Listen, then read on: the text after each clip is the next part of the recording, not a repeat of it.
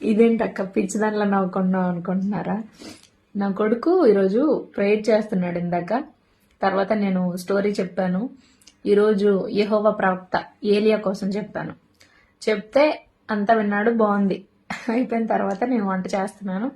వంట చేస్తుంటే, మమ్మీ నువ్వు ఆగు మమ్మీ, నువ్వు లైటర్ పట్టుకోకు, ఏలియా ప్రార్థన చేస్తే ఆకాశం నుంచి అగ్ని వచ్చింది కదా, నేను ప్రార్థన చేస్తాను, ఆకాశం నుంచి అగ్ని వస్తుందో లేదు చూద్దాం, ఆగు, నువ్వు ఏం చేయకో అన్నాడు.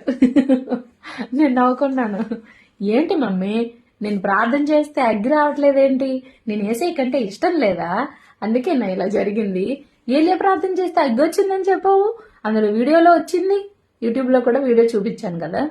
అయితే అలా అంటున్నాడు. నేను వెంటనే వాడికి చెప్పాను, ఒరే నాన్న, అప్పటికి అది అవసరమైతే దేవుడు చేస్తాడు. అందరూ బైబిల్లో ఇలా ప్రతిదీ జరిగింది, ఇప్పుడు జరిగిపోవాలంటే అంత విశ్వాసం నీకుంటే అది జరుగుతుంది. అంతేగాని ఇప్పుడే ప్రతిదీ కావాలి అని మన అవసరం కోసం మనం అడగకూడదు. దేవుడు మహింపరచబడాలి అంటే ఆ సమయానికి దేవుడు ఆ కార్యం చేస్తాడు. కేవలం ఆకాశం నుంచి అగ్ని రావడమే కాదు, ఏదైనా జరుగుతుంది. ఎప్పుడంటే అంత విశ్వాసం ఉండాలి. దేవుడి నామం మహింపరచబడడానికి అలాంటి కార్యక్రమము, అలాంటి సందర్భము ప్రతిదీ రావాలి, అప్పుడే జరుగుతుందని వాడికి అర్థమైన భాషలో నేను చెప్పాను.